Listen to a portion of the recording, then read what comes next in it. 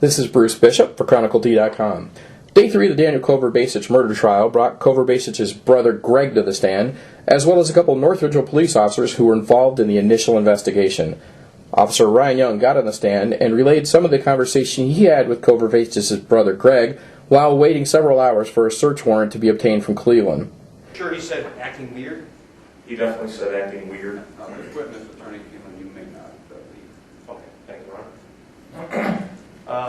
Okay, go ahead. What else did you talk about? Well, I asked him what he meant by, what do you mean he's acting weird? And he really didn't give a great description of this weird behavior. He said he's just a weird guy. I said, okay, we just continued on. I was there for a long time, a number of hours, and it wasn't shortly after our initial conversation about Dwayne, the statement of him being weird, maybe about 10 minutes later, 15, I can't say for sure, but a short time later he said, he brought up, Dwayne said he touched his brother, Daniel, and I asked him to explain that, and he said, Go ahead, I'm sorry. oh, and he said, well, I know.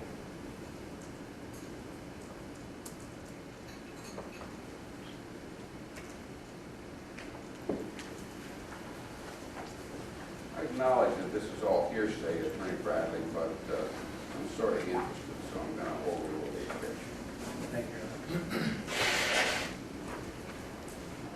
I'll give it whatever weight I think is appropriate. Attorney Kim. Okay, go ahead, Officer. I asked him to explain, talking to Gregory, what he meant by he touched his brother, and he said, well, I know that he's touched him before. So, I was curious about that, and Gregory followed by saying that Dwayne even asked him if he would like to make a porno with him, and that, meaning Gregory. And I remember I immediately asked, I said, well, have you ever talked about this with your parents? Have you ever told them about, touching your brother, or what he said about you making a porno? And he said, I told my parents that he was a weird guy, but I never told them that about the porno. The second half of the afternoon was spent looking into evidence recovered from Hurley's computer, including examples of the thousands of images stored on the computer, including pictures that appeared to be underage boys participating in graphic sexual acts.